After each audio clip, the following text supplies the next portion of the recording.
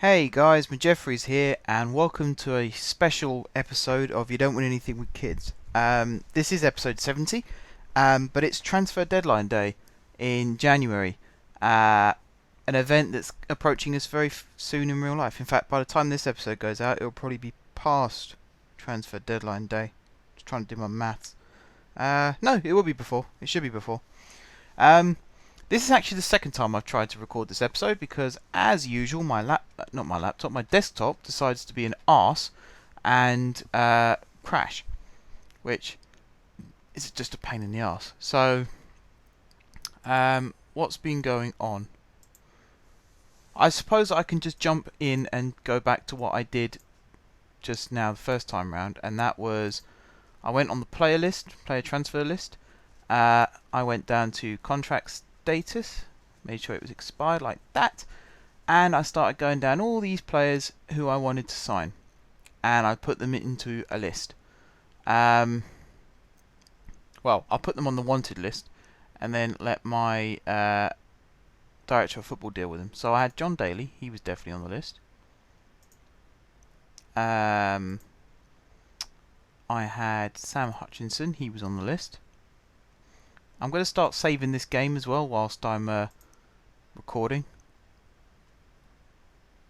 because I'm pretty fed up of this game crashing on me at the moment, because it's doing it a lot and it's beyond a joke. Paul Gallagher I had on the list. At this point I'm starting to question whether I even started recording this episode or not. If not, I will probably be crying. Danny Fox. No, I think he'd be too expensive for me. I think that was all of them on the free transfer list. The next thing I did was I did attributes, free kicks, at least 15. Found Steven Schumacher, who's there, 30 years old, and I put him on the transfer list. Yeah, I could get him at the end of his contract, but then I've got to wait 6 months. So, and at this point, I'm going to save the game because I do not want to go through all of that again. That was an incredibly annoying thing that happened. Whilst this is saving, I can actually see Matty Taylor 2 names above Schumacher. It's whether I want him or not. Probably not. West Ham aren't exactly having a great season right now, so it's probably not worth it. Right, free kicks are done. Like I said first time round when I did this, it's not the most conventional way of looking for players, but I don't really care about that right now because I need to strengthen my team for the second half of the season. Frankie Sutherland, he looks like a good signing. I am literally, you can half call it. It's like, I know, there's nothing about this that's cheating in any way. You're not playing the system, you're not going against the run of the mill or anything like that. All you're doing is, what I'm thinking right now, I need more creative players in my team. So I go onto the creative list. Here, attributes, creativity, at least 15. And you got some really good players come up, like Adam Barton for, well, he was at Huddersfield, he's now at Peterborough. You got players like Andy Reid, who seems to be at Port Vale now. Ashley Harris, he was the one. I put in an inquiry for him because I really want him. Mark Gower, he used to be at Swansea. He wouldn't be a bad shout, I suppose. Darren Potter. I swear there used to be was it Danny Potter? Used to play for Stevenage in goal. John Rooney, he's a player who I've used in the past, so I'm going to put him on that list. And for now, I'm going to progress that and see what happens. I've also got news to come back from Hoskins and Sutton and Lech Smith and a fourth one, I think. I can't remember. Well, that one is dismissed, so I'm going to withdraw that. That's also dismissed. See, they wanted 1.3 million for him last time round. And I know all this. They want 185,000 for Hoskins. He's only worth 75,000, so that's reject. Sutton, probably going to be the same, 275,000, and he's only worth 100,000, so that's a reject. Robertson, they want nothing for. I already know this, so I'm going to submit that. And then I'm going to progress this. I think once it loads up again, I'm going to save it again. That's literally just so that if it crashes again, I can just load it back from where I left off and carry on. And it means that I haven't got to restart this episode again. So, yep, get to the top there. Robertson offer accepted. That's good, because I need a new left back. In the first time round of me trying to do this, I looked up a guy called Joe McKee. I couldn't find him on the game's database. I'm sure he's on there somewhere, but you need to open up the database a bit wider than what I've got at the moment, because I think I've got Scotland as view only and not playable, so you don't get the full spectrum of players. But for those of you who do know him, I'm sure you know why I do want to sign him. For those of you who don't know him, he's not actually the greatest midfielder in the world. He normally plays midfield / attacking midfield. But at least on Football Manager 2013, he had set piece stats through the roof. He had free kicks and penalties both at 20, and I think he was a pretty good corner taker as well. So, like I said first time round, which you guys wouldn't know because you don't get to see that, if I was offered a player who had 20 for free kicks and penalties, even if the rest of their stats were pretty crap, I think I'd sign them and play them just for the free kick bit. Mate, it's a risk, I know, but at the same time, like, if you say you've got a team in a cup final and it goes to penalties, and if you've got this chance, you quickly sub on a player who's really, really good at taking penalties. That's kind of the scenario where I see him coming in and being useful. You might argue that he wastes the space on the bench, but I know McKee personally.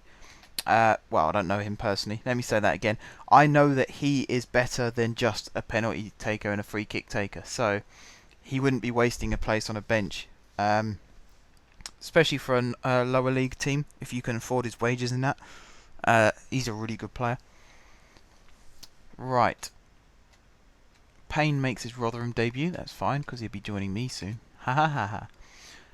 Mr. Moneybags has put 4.1 million into the club. I already know that as well. Up here, I win Manager of the Month for January, which I'm actually pretty pleased with. I was going to include that in the episode, but I thought I'd focus it on transfer deadline day rather than trying to big myself up. But there you go. I won Manager of the Month. I don't even know why, because I'm pretty sure that I didn't win all my matches, and I'm sure another team did.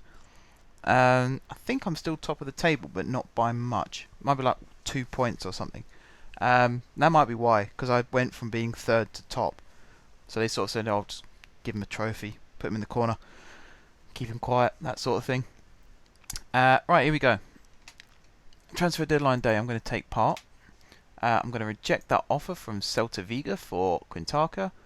Espanyol want to sign him, but I'm going to offer him a new contract. I'm going to give him 1,500 a week. I'm going to get rid of these two clauses because I don't really want to be paying him more money if we go up. So he goes green, so he wants to sign. It's just whether he turns down Espanyol for us. And, you know, if I was him, we like him. He's very popular here. I'd stay here. But it is entirely up to him. I'd be gutted if he left and I would have to replace him. But for now, it's no biggie. Gillingham have made an offer for Lee Hills. I was debating in the previous attempt at this whether to go for him or not. I kind of decided that with Klopmas, Jones, Cartwright, Worthington when he comes back, and if we get Robertson as well, I think that's enough left backs. I'm gonna answer that one positive about loaning out Francois, because I said last season that I wanted to. So let's actually see if anyone takes him. So if I put him on the loan list, 0% wages for till the end of the season. Let's see if anyone's interested. Because if say like a League 2 team want him, that's a bloody good move. Oh, Dylan Tombides has agreed to deal with us. That's good. Does that mean he's actually signed for us now? No, I've got to wait for a work permit. Okay. $2,000 a week I think they said he was going to be on. Nope, no one's bid for Francois. That's a shame. But we have signed Gregor Robertson.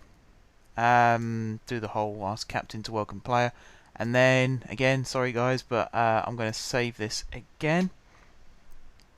Same reason as before. If the game crashes, I want to make sure that I've actually got this saved so that I can just jump back into it. Again, I still hope that I've pressed record, because I'd be such a plank if I didn't. Even if I didn't, I will probably just upload this audio as a video, put some pretty pictures over it or something. Probably me just beating myself up over the fact that I forgot to press record. His initial permit was turned down, got a delay while I wait for another one, and it's been cancelled because we're a little puny non-league team and no one lets us have anything. That's a shame. But on the flip side, there you go, Schumacher's offer accepted. 5.25k for Steven Schumacher, that's a pretty good deal. 325k for John Rooney. That puts the pressure on because that means I've got to play him now, which is a bit annoying. Niall Robinson twisted an ankle, that's fine, leave him to physio. Rooney has signed on 2.3k per week until 2017. £325,000. That is a lot of money. I'm trying to remember what, I think it was Swindon he used to play for. Was it Swindon? I know they had Adam Rooney. Did they have John Rooney as well? No. No. Right, Everton he started at. So yeah, I know he is related to Wayne Rooney somehow. They're either cousins or brothers or, I don't know, dads drunk together in the pub once. I don't know. Then he went to Macclesfield. That's where I first heard of him, when he was at Macclesfield. And then I definitely heard of him when he went to New York, because there was a big deal about the kid from Macclesfield's now gone to New York, playing in the MLS, that sort of thing, playing against David Beckham and all that stuff. Then he went to Orlando. That's where I used to sign him from quite a lot when he was at Orlando, because I have signed him for teams in the past. Then he went to Barnsley. That I don't remember. I think, well, obviously that's when he came back to England, but I don't remember hearing about that one. Then he went to Bury, where I think he played against us, I think. Stevenage, that is, not me. Then he went to Forest Green on loan. Then he went to Dagenham Red. So actually, he's not an unrealistic transfer, since he went to Forest Green on loan, and they're in the same league as us now. Just the price tag is the thing that I'm not too keen on. So yeah, let's tick that one. John Daly has also signed for us. He's on 4.9k per week. So our wage budget is starting to get a little bit bigger now. I mean, that's cool, I suppose. We've got the kind of type of player here, like with Daly and Rooney, where if it doesn't quite work out for them, I think there's still a little bit of sell-on value in at least Rooney. Maybe not Daly, we could just release him. But then we get the money back from the wages. Yeah, well, hang on. Before everyone says that I don't know my finances, what I mean to say is, if we release Daly, for example, we won't technically get any money back, but we won't have to keep paying out money. So it almost feels like we're saving money, even though we're not. Whereas with Rooney, even if we sell him on for like 100,000, we still taken a 2.25. What am I talking about? We still take a 225 grand hit, but again, we get a little bit of money back. That pays for some of his wages over the time that he was with us. In fact, that would probably pay for all of his wages whilst he was with us. Because if I sell him in the summer, he won't have been with us for long enough for all the money to be gone. And yeah, again, we save on his wages. Couple more transfers. Sam Hutchinson. Now his story is an interesting one. Again, I asked the captain to welcome the player. Sam Hutchinson was a reserve player at Chelsea. He was a youth player at Chelsea. He came through the youth academy. He became a reserve player. He then got a knee injury, which technically forced his career to end. He retired with this knee injury. They said he'd never be able to play football again, that sort of thing. And he started, I think Chelsea started helping him do his coaching badges, which is actually good on their part. I don't know why they do that. I mean, obviously, I'm not being heartless, but at the same time, he wasn't associated with the club anymore. But regardless of that, they helped him get his coaching badges, or start to get his coaching badges, and then suddenly, I think the story goes that he was in a training session, and he just started running, and his knee just felt good. So he got it all checked out again, and they said, actually, you can carry on playing football. So he re-signed with Chelsea as a player, re-registered as a player, and I think he made 1 or 2 appearances for them recently. I think he had a part to play. I think it was the Europa League where he made a couple of appearances for them. And then he went on loan to Forest, or he was on loan at Forest, and then he came back to Chelsea and played. I can't remember which way around it went. And then the story goes on here. He then joined Vitesse on loan. They have a good affiliation with Chelsea, actually. A lot of Chelsea players go on loan there, like Patrick Van Aanholt's gone on loan there, and another, was it the Traore guy they've just signed? Bertrand Traore, I think his name is. He's just gone on loan there. But yeah, it looks like Chelsea released him on here, so he's actually joined us, and that was probably a really long story, which you guys probably don't care about, but anyway, regardless. Paul Gallagher as well. I'm not going to give you a history of his life. He used to play for Blackburn, he used to play for Leicester, now he plays for us. That's as far as it goes. He helps boost our attacking threat, so we now have another midfielder who can play all across the midfield and up front. And I'm looking forward to trying some of these new guys out, actually. Definitely. And Steven Schumacher has joined as well. Brilliant. So we've got the set piece man come in as well. Same deal, get Delamont to introduce him to the rest of the team, get the gelling going on. Once this loads, I'm going to save again, because I still don't trust this game. It looks to me either there's a problem on my desktop, which might not be such an easy fix, or there's a problem with the game, in which case report it to Sports Interactive, and then hopefully they release a patch that fixes it. More bids coming in for Quintana. Reject, reject. And Real Madrid have bid for Beckhold. That's very funny. At least it's not Bayern this time. I'm tempted to say, like, yeah, you can have Beckhold if you give me Di Maria, but to be honest, they might end up accepting that. So reject that. Save the game. I will start doing that though if teams like that continue to bid for my players, and if they try unsettling them. I will say I will only sell, let's say Beckhold in this case, I will only sell Beckhold to you if you're Real Madrid, for example, if in return you give me Di Maria, if you give me Casillas, if you give me Sergio Ramos, if you give me who else have they got? Xabi Alonso, he's just signed a new 2-year deal. Any one of them, then sure, you can have Beckhold. And if you promise to pay the exchange players' wages as well, then you can definitely have Beckhold. But because you're not going to do that, then you're not going to have Beckhold. Like, I can't see them paying Di Maria's 200 grand a week, let's say, when A, he doesn't play for them anymore, and B, Beckhold at this stage is nowhere near as good. More teams offering Quintana a contract. I don't know what's going on with his contract, because I can keep offering him a new deal. And in fact, I'm taking this up to 2,000 a week, and I'm still getting rid of these ones because I'm not having that. Right, he says the terms are acceptable, but what he's not doing is signing it. Really, really annoying. Unless he's just holding out for offers in case something else comes in. In which case, if he's going to play hardball, then I'm going to have to let him go, because I don't give in to demands like that. And to be honest, he's the only position who we haven't really got. I mean, we've got cover, but we haven't got like a ready-made replacement, which is annoying. Another team, Bologna, bidding for Quintana. They can off. Yeah, no more players on the way in as of yet, but that could change. I kind of like the fact that my... Oh, I know why, because I changed the settings. I like to say I like the fact that my director of football's not getting involved. That's because I did change the settings.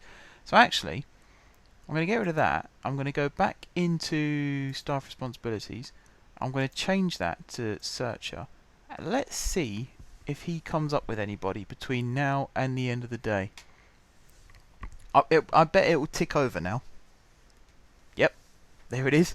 Transfer deadline. Transfer deadline for English clubs has passed.